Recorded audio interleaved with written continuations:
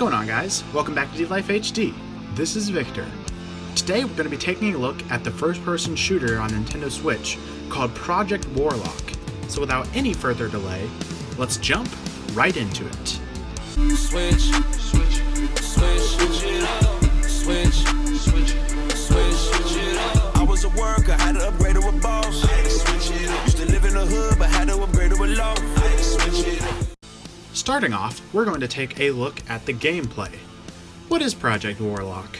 Well, when I first heard about the game, I heard about it through Nintendo Voice Chat, a IGN-run Nintendo podcast that you've probably heard of, or listened to. They said that it was a first-person shooter, done in the style of old FPSs that were typically on PCs back in the 90s.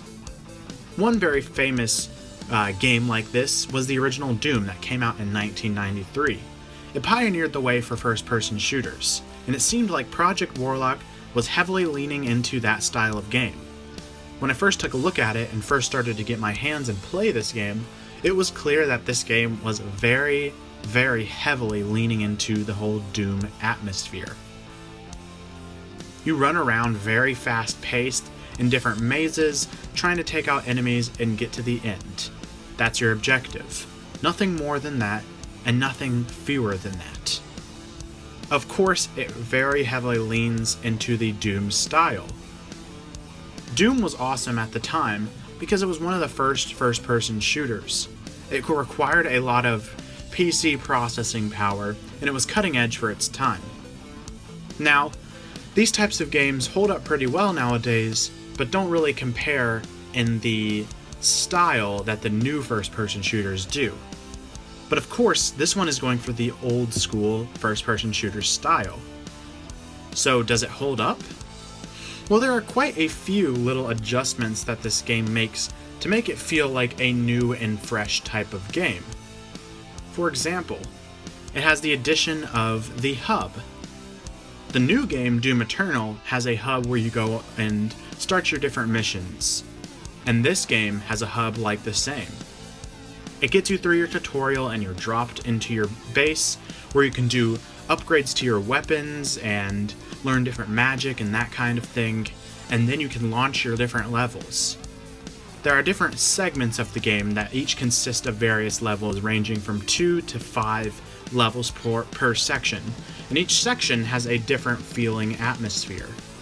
Some might be more leaning towards the medieval type, running through with crossbows and that type of thing and axes like that, whereas the later levels feel more futuristic, more Doom-esque, and have more electronic weapons. The game obviously has its own style, leaning and ranging from old and primitive technology to new and fancy and futuristic technology.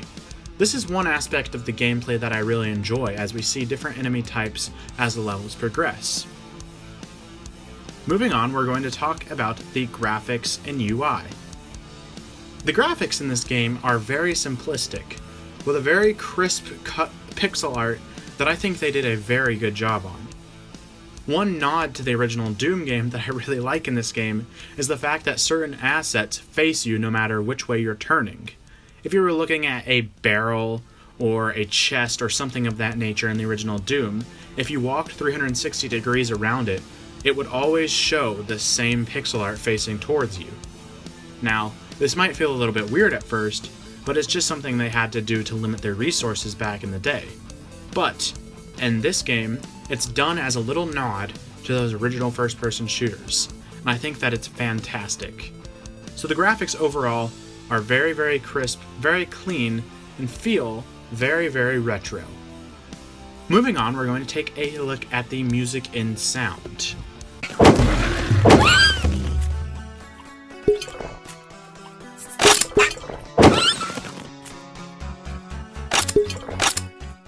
The music is not the highlight of this game, I'll go ahead and say it.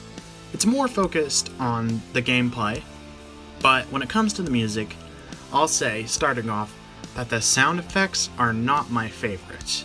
A lot of them sound like that they were just performed by some guy using his mouth in the studio, and that maybe it was an afterthought after they got the gameplay feeling nice. The music itself tries to go for a more rustic and fantasy feel, when at the same time half of the game is more futuristic in its technological style. So the music doesn't really feel super well fitting. It really focuses on the orchestration, whereas games like Doom are more focused on metal and guitar focused music. So it really doesn't shine here, and I think it's done by a lesser known studio, so it's not like they have this grand budget to pull off this fantastic music. But we see games like Hollow Knight that are done by small independent studios that just have beautiful and fantastic soundtracks. So I kind of wish that there was more when it comes to the music in this game, and that they would have leaned more so on the Doom side of things, because obviously that's kind of the entirety of this game, is trying to mimic what Doom did in its prime time. So I wish they would have done a better job with the music and sound, but it's not really the purpose of the game, I guess, and it's not really a highlight in this game itself. Moving on, let's talk about the story. The story is almost non-existent. That is one downside. Like the original Doom, it's just not really focused on the story. The original Doom had almost no story. In fact, it started you off just on the first level, and you had to pick up bits by bit about what the game was actually about. In fact, most of it wasn't even in the game itself. You might read about it in a magazine, since this was the early 90s when Doom had come out, or you might hear it from another friend what the story was about. It was more focused on the gameplay itself. And Project Warlock does the same exact thing. It's not really focused on shoving a bunch of story up in your face. We do know that it's a Warlock himself, that's the main character that you play as. He obviously has magical capabilities, as you can upgrade your different weapons at your hub base. But outside of that, we don't really know, and we're not too focused on what the Warlock's mission is, other than to go out and kill these monsters, and finally get to the futuristic base towards the end of the game. With all that said, I think it's about time to give this a final rating.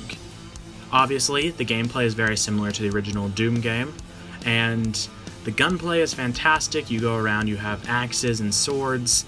It is extremely difficult, even on the easy setting, so there's that, a heads up for that. Graphics, very, very beautiful. Pixel art, definitely in the same style of the original Doom. Does a very good job with that, make you feel very involved in the game, feels very atmospheric because the graphics. Music does not really play well into this game. In fact, it's very weak. There is almost no story. That's one part of it. It's almost non-existent. And so before we give it the final rating, I just want to give a heads up, and that is this game's price tag. I was very disappointed to see how much this game cost. It was $15. That's a fourth of a first-party game. And honestly, you don't get much more than Doom 1 or Doom 2 even gives you. Now, of course, it's a new game, and new games are always priced more. You can't expect them to be priced Doom 1 and 2 from 1993 and so on at a very high price on the eShop, but you can go on Nintendo's eShop right now and get Doom 1, 2, and 3 for only $5 more. And if you find them on sale, you can even find them cheaper than this game. And those games are classic and better than what this game is trying to achieve as a spiritual successor. So I would advise, if you're looking for that type of game and you're a fan of Doom, go ahead and buy those games. But if you're looking for something fresh, Project Warlock will definitely satisfy you. It feels like the original Doom, and it's fantastic. So with that said, we're going to give this game a 7 out of 10. Alright guys, that's going to do it for this video. Let us know in the comments down below what you thought. Do you think there's a Nintendo Direct coming soon? Check the description of this video for a link to our community Discord. We always have good discussion in there. Don't forget to like and subscribe for more videos like these. And lastly, check our Twitter account for more gameplay on latest releases. But most importantly of all, always remember to stay 1-up.